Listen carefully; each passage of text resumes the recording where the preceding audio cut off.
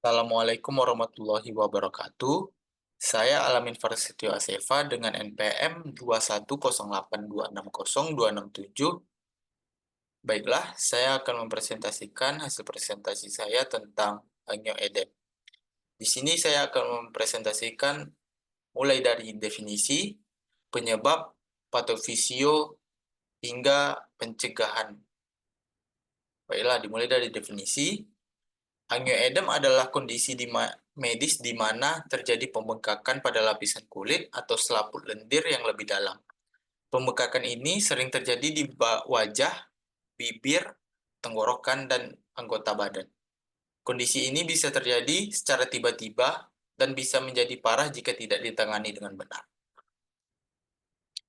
Penyebab dari angioedema ini bisa terjadi karena reaksi alergi, yaitu alergi terhadap makanan tertentu seperti kacang, telur, atau makanan laut.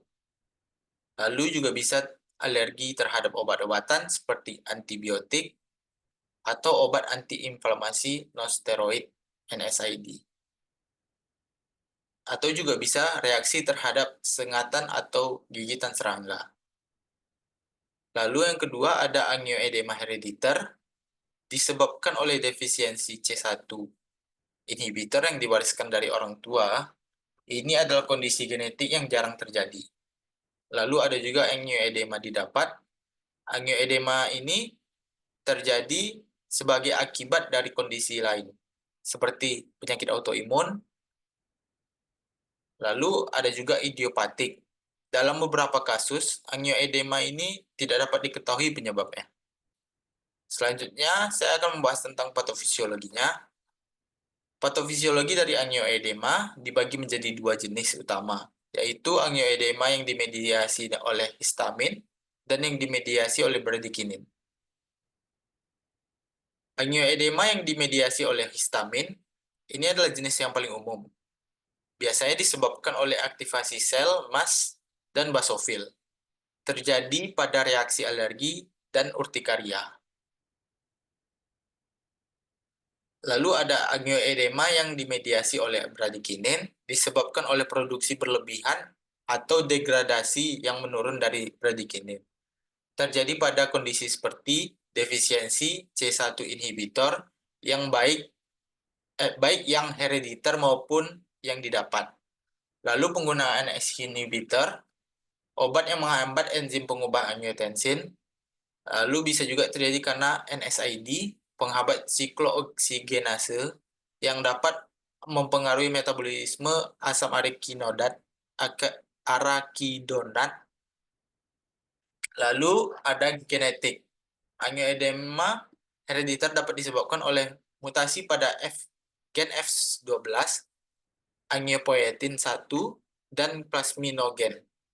Defisiensi C1 inhibitor dikaitkan dengan mutasi pada gen SERPING1. C1 inhibitor ini berfungsi untuk mengatur sistem komplement dan sistem kontak jika tidak berfungsi dengan baik. Ini dapat menyebabkan produksi kallikrein yang berlebihan, yang kemudian meningkatkan bradikinin, sehingga mengakibatkan edema dengan meningkatkan permeabilitas pembuluh darah. Lalu untuk gejalanya, gejala utama angioedema adalah pembengkakan. Lokasi pembengkakan yang paling umum adalah wajah, bibir, tenggorokan yang bisa menyebabkan kesulitan bernapas dan berpotensi mengancam nyawa.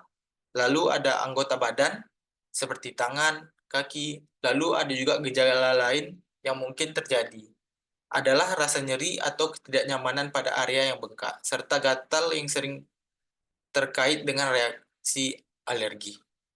Lalu, cara untuk mendiagnosis angioedema, dokter akan melakukan beberapa langkah seperti menanyakan riwayat medis dan gejala yang dialami, lalu melakukan pemeriksaan fisik untuk melihat lokasi dan tingkat keparahan pembengkakan, melakukan tes darah untuk memeriksa kadar C1 inhibitor dan komplement, yang dapat membantu mengidentifikasi angioedema herediter.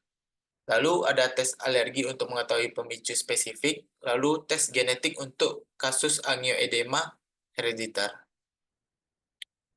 Lalu untuk pengobatannya, pengobatan angioedema ini tergantung pada penyebab dan keparahan gejala. Berikut adalah beberapa metode pengobatannya. Yang pertama ada manajemen akut, yaitu bisa diberikan antihistamin untuk mengurangi reaksi alergi, lalu kortikosteroid untuk mengurangi peradangan, lalu juga bisa epinefrin untuk reaksi yang sangat berat dan mengancam nyawa. Lalu untuk manajemen jangka panjangnya, yaitu menghindari pemicu yang diketahui, penggunaan obat-obatan untuk mencegah serangan seperti konsentrat C1 inhibitor, antifibrinolitik, dan antagonis reseptor bradikinin. Lalu untuk komplikasinya, angioedema bisa menyebabkan beberapa komplikasi serius, seperti penyumbatan saluran napas yang dapat mengancam nyawa, lalu gejala gastrointestinal seperti nyeri perut, diare, dan dampak psikologis akibat episode berulang yang dapat mempengaruhi kualitas hidup.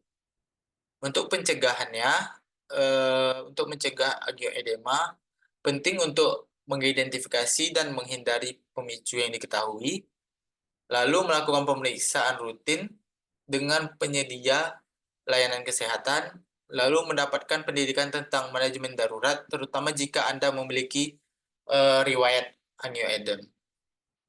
Mungkin sekian dari saya. Saya sudah mencantumkan referensi yang saya gunakan di bawah mind map. Mungkin sekian dari saya. Terima kasih. Assalamualaikum warahmatullahi wabarakatuh.